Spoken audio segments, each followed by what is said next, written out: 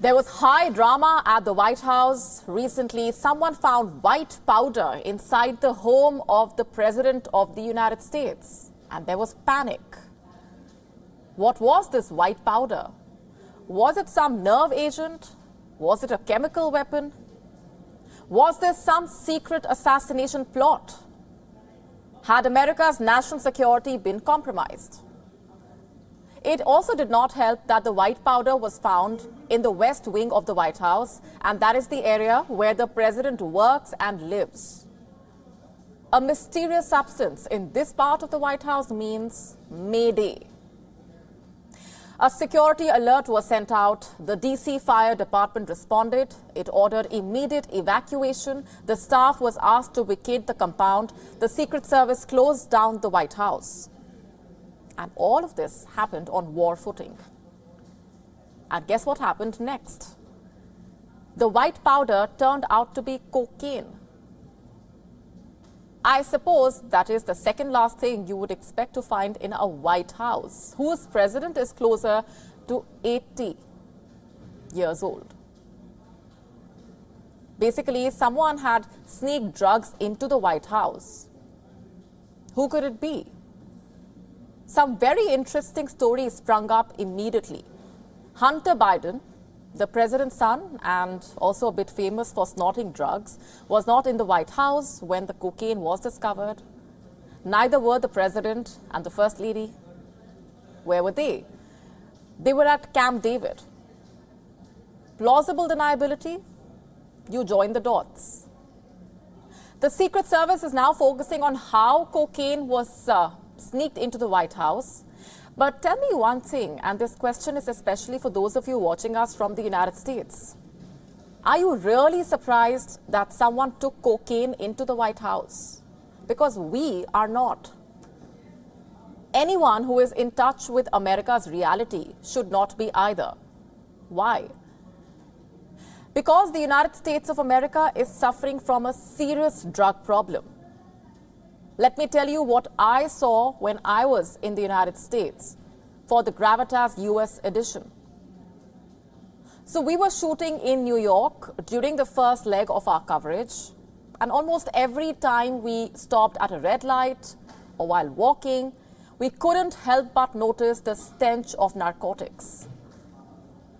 And a lot of people we spoke to appeared clueless or had responded to our questions with answers that made absolutely no sense. And that's not because they were uninformed, but because they were high as kites. From hospitality staff to taxi drivers, they were drugged in broad daylight, and all of this was happening in the heart of New York. I'm talking about Manhattan. The situation in the boroughs, especially Bronx, is much, much worse. And you should read about it. And if you get a chance, you should also walk down any street in Manhattan and see the drug problem firsthand. I can bet you will see people roaming around like zombies almost. You will see people passed out on the sidewalks. This is America's reality today. New York legalized recreational marijuana in March 2021. The state said that it would reinvest millions of dollars of tax revenues from cannabis in minority communities that were ravaged by the war on drugs. Ironical, isn't it? America knows better than most what drugs can do to communities, and yet it has made drugs more accessible.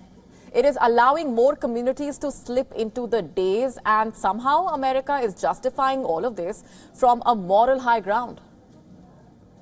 New York saying legalizing marijuana is about equity. This is bizarre to say the least. And the absurdity is out there for everyone to see.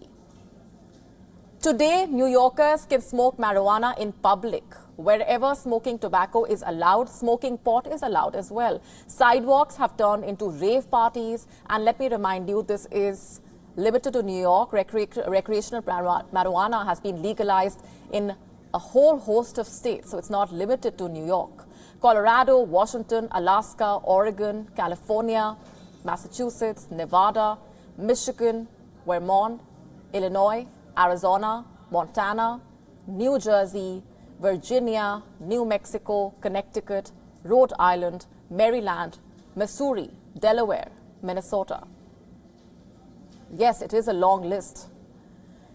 Washington, D.C., the American capital, also features on that list. It legalized the sale of recreational marijuana in 2014. Washington, D.C. hopes to make $1.2 billion in pot revenue by the end of this year. This is as per Reuters.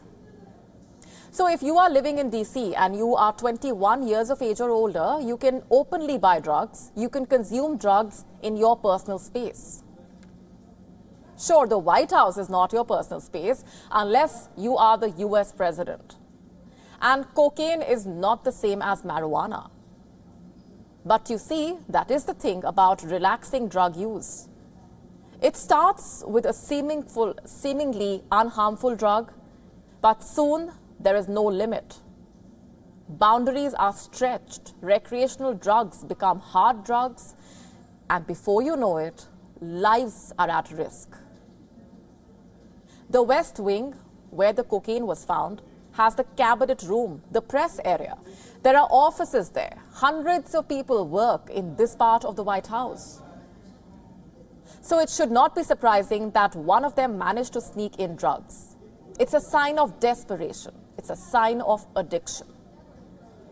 And this is not the first time, by the way, something like this is happening in the White House.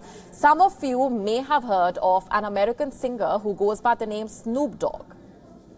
He once admitted to consuming marijuana inside the White House.